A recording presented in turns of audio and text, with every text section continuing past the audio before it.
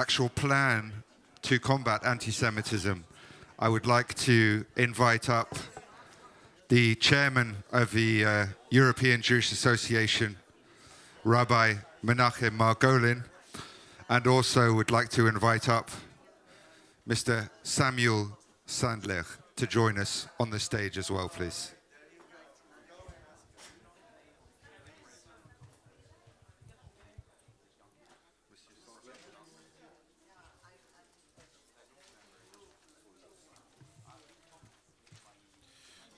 Good afternoon.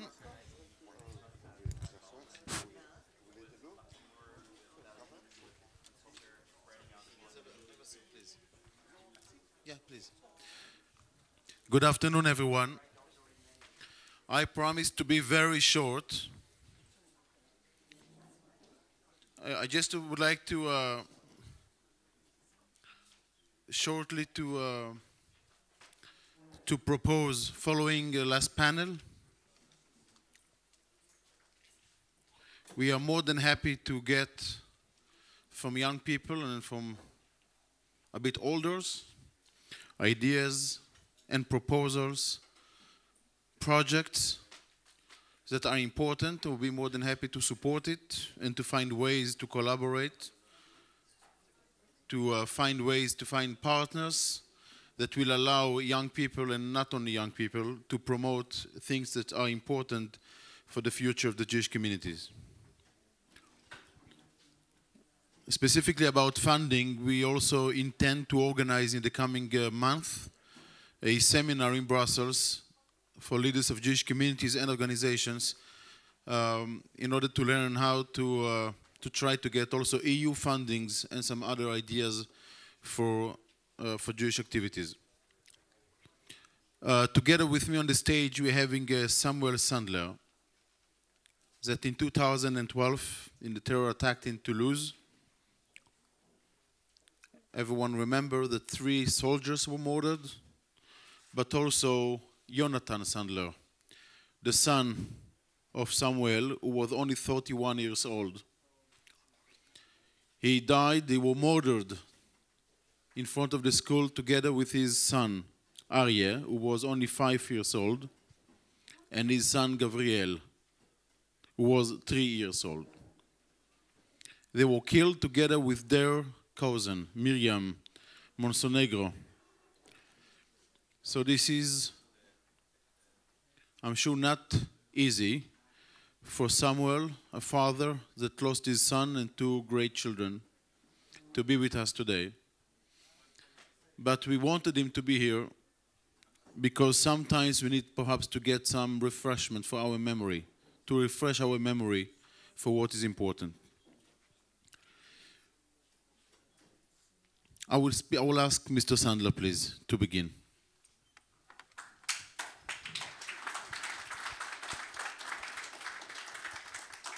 Thank you. I apologize. I will speak in French. Before I retire, I was engineer in an American company, specialist on flight control. But regarding personal feeling, regarding anti-Semitism, it's easier for me to speak in French. I apologize.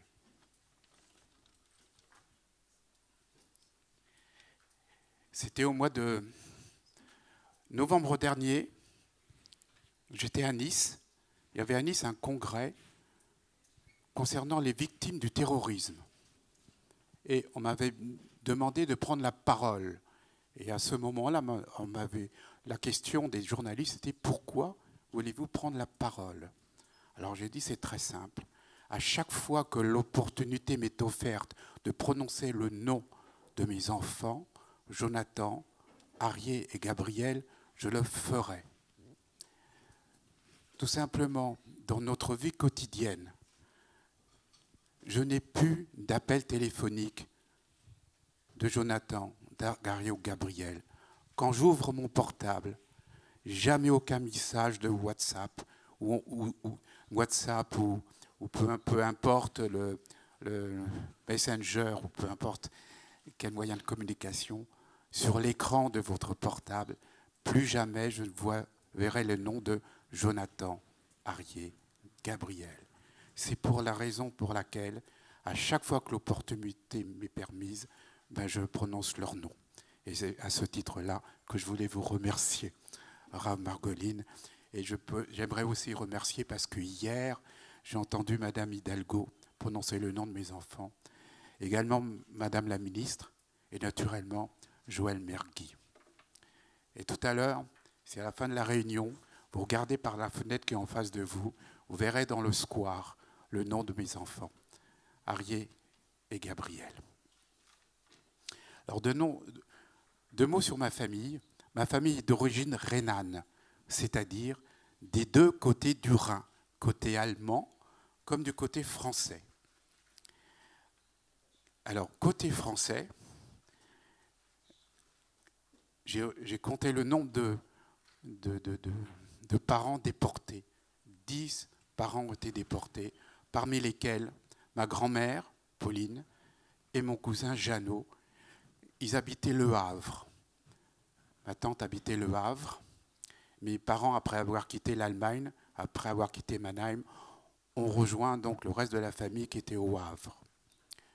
Et en mars 1943, ils ont été arrêtés. Donc, ma famille du Havre a été arrêtée, ma grand-mère et mon cousin Jeannot. Alors, je reviens sur mon cousin Jeannot parce qu'il a été déporté, arrêté chez lui à 8 ans. Quand j'étais enfant, à l'époque, on jouait beaucoup avec des petits soldats de plomb. Parmi mes soldats, j'avais un petit soldat, un horse guard anglais, et mes parents me disaient « Fais attention, il a appartenu à ton cousin ». Et c'était très dur parce que je ne comprenais pas ce qui était arrivé à mon cousin, d'avoir été arrêté, déporté, Drancy, à Auschwitz. Et j'avais des cauchemars, mais peut-être que ça m'arrivera aussi un jour. Mais au fond de moi-même, je dis non, on est en France, c'est la paix. On ne tuerait plus en France d'enfants parce qu'ils sont de religion juive. Voilà, vous connaissez malheureusement ce qui est venu par la suite, mais j'ai toujours eu ces angoisses d'enfants, de peur du lendemain, l'arrestation et naturellement l'assassinat d'enfants parce qu'ils sont de religion juive. Alors 2 mots par la suite. Donc je suis marié avec une jeune femme qui habitait à l'époque Bordeaux et nous avons eu 2 enfants, une fille aînée qui s'appelle Jennifer et naturellement mon fils plus tard, Jonathan. Par la suite, nous sommes venus nous installer. Moi, je suis retourné en région parisienne, j'étais d'origine parisienne, tout simplement parce qu'on voulait donner une éducation juive à nos enfants. Et c'est encore malheureux, le hasard qui veut de mes liaisons avec Joël Mergui, puisque le professeur de mon fils, donc le professeur à l'école Maïmonide, en matière juive, c'était le père, le Rav Mergui, le père de Joël Mergui. Plus tard, en 2011, l'année d'avant l'attentat,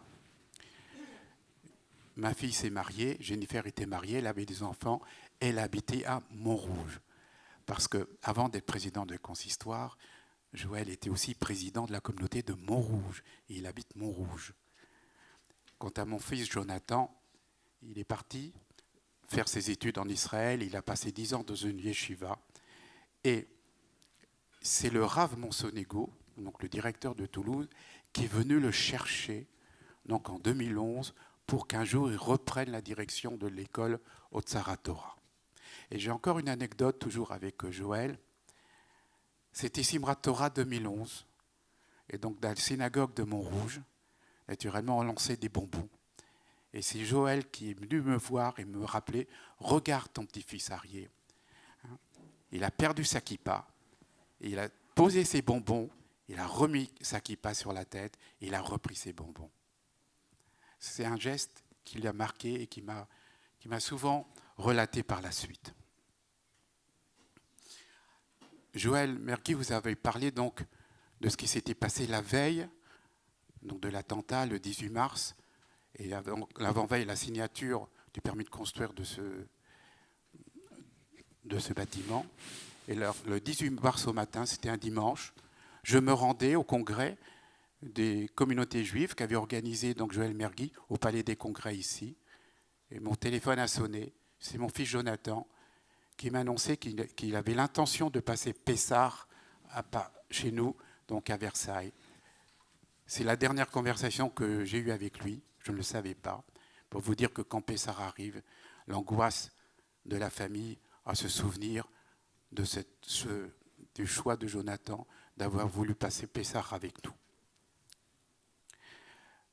Très souvent, on me pose la question, mais comment j'ai vécu l'annonce de la mort de mes enfants. Alors c'était malheureusement relativement simple, c'était donc le lundi matin, le lundi 19 mars au matin, il était 8 heures, j'étais à mon bureau qui est en banlieue de Versailles, à Buc.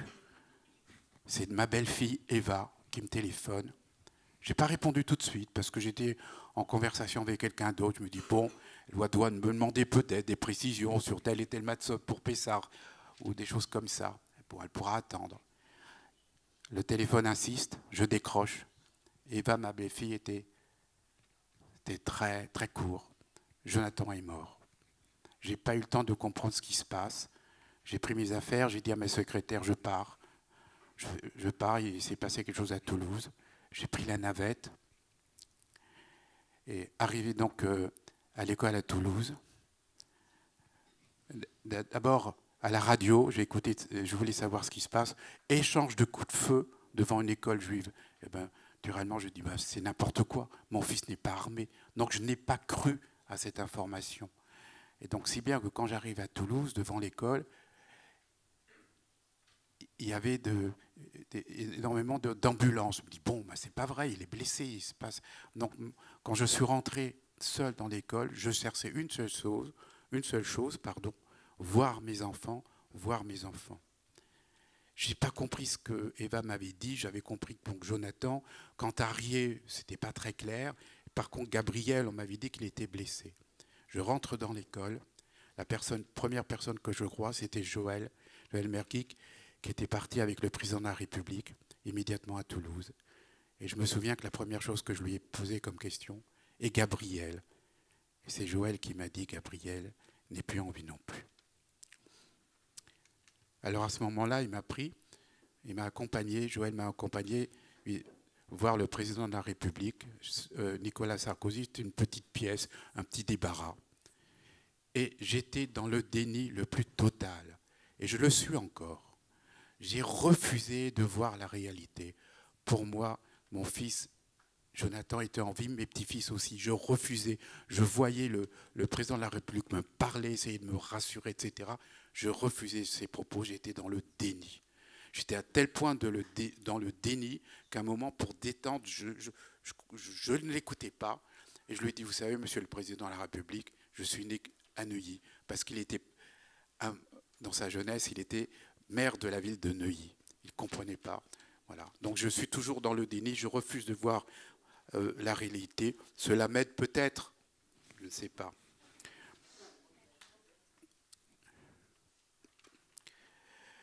Plus tard, alors comment vit-on après ?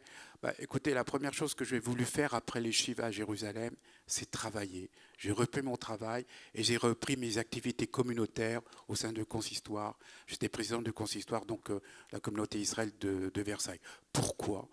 Parce que, tout simplement, je me souvenais de mes cours de littérature, en particulier de Pascal. Et Pascal parlait beaucoup de la distraction dans le sens pascalien du terme. Se distraire, ça vous empêche de penser. Et c'est à ce titre-là que je voulais absolument travailler. Donc j'ai repris très vite mon travail, comme si de rien n'était. Voilà. Et toutes mes activités. Quant à ma femme, écoutez, il y a des nuits, je l'entends parfois pleurer, et elle regrette d'avoir mis au monde Jonathan. C'est très dur pour elle également. Je reviens un tout petit peu à alors, est-ce que j'ai eu l'aide J'étais très frappé parce que j'ai rencontré beaucoup d'associations sur le tas. On est des tas d'associations d'aide aux victimes. Je peux vous dire qu'en 2012, je n'ai vu aucune association. Je n'ai rencontré aucun psychologue. La communauté a été auprès de moi. L'État a été près de moi à travers ses préfets, à travers les hauts fonctionnaires. Mais les associations d'aide aux victimes, j'en ai vu aucune. Alors, par la suite, donc, ma fille a continué à habiter Montrouge. Et figurez-vous qu'elle avait des enfants. Et le jour de l'attentat de l'Hypercacher, un jour avant, avec les mêmes assassins, ils ont tué une jeune femme qui était policier, qui s'appelait Clarisse Jean-Philippe. Elle l'était à Montrouge. Et ma fille, ce jour-là, a entendu les coups de feu. Elle a dit, ça y est, c'est fini. Maintenant, je pars. Dans l'idée de l'assassin, il voulait aussi attaquer une école juive à Toulouse. Donc, à Montrouge. Donc, ma fille, on a négocié la fin de l'année scolaire. Aujourd'hui, elle habite Jérusalem avec ses 6 enfants.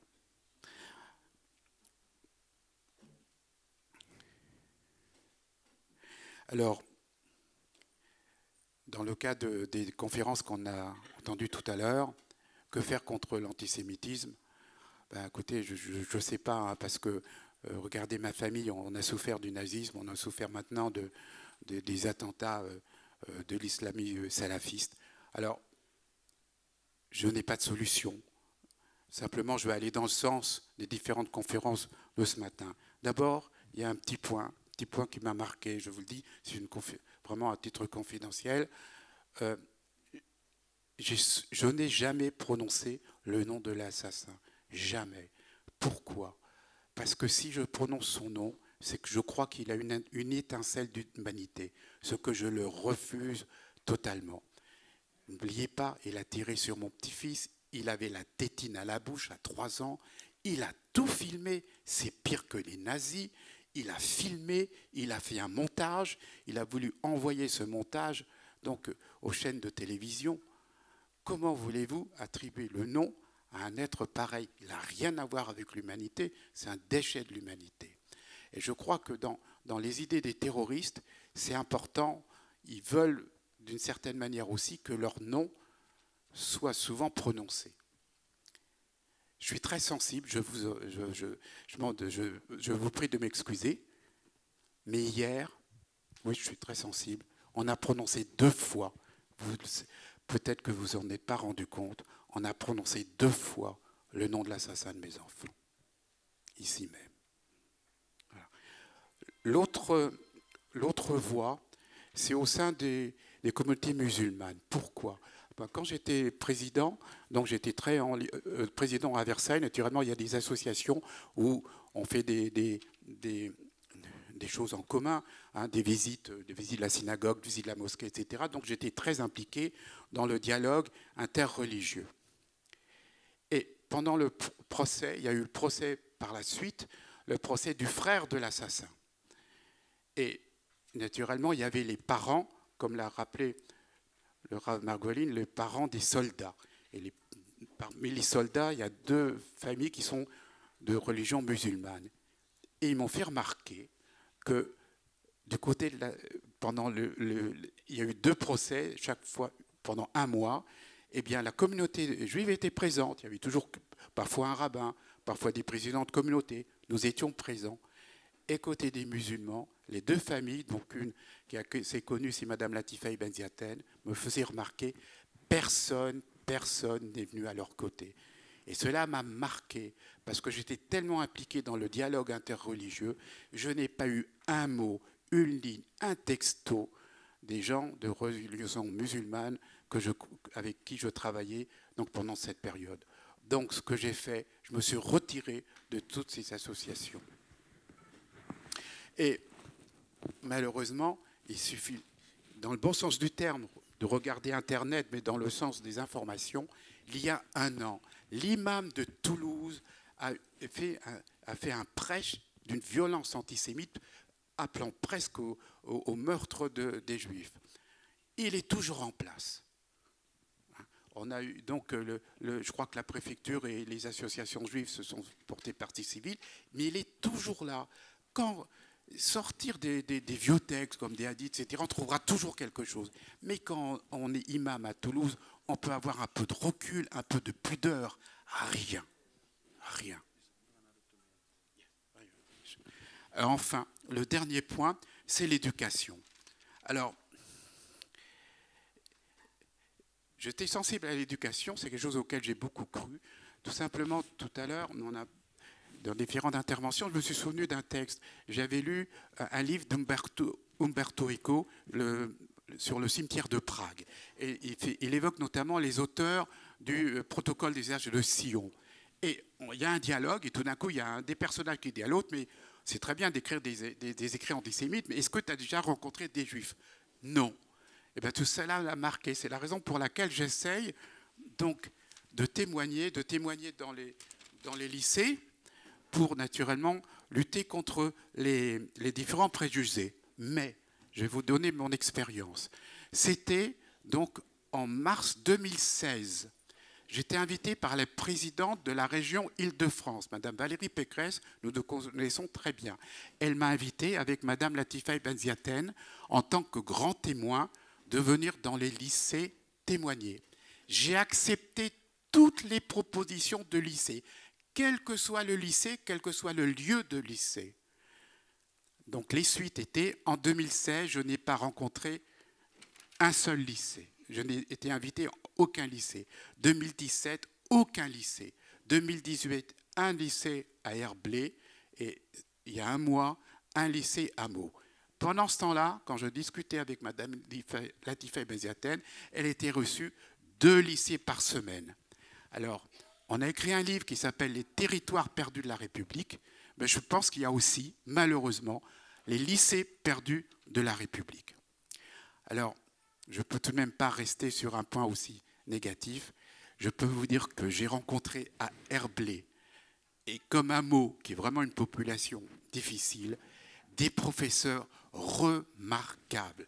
Et je crois que si les professeurs le veulent, c'est eux qui ont la clé de la solution. Mais encore faut-il qu'ils le veuillent. Et c'était remarquable. Je vous remercie.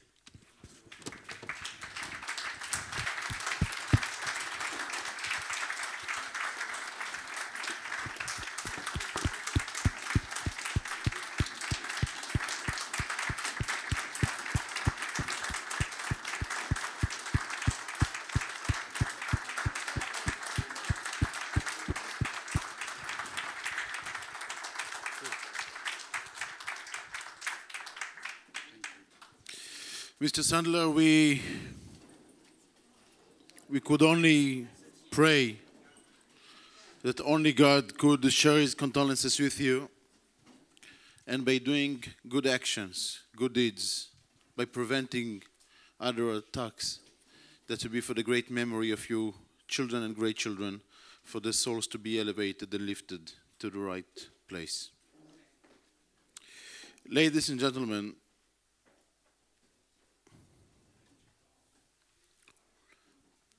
we would like now, with your permission, to present to you what we believe might change the situation in Europe.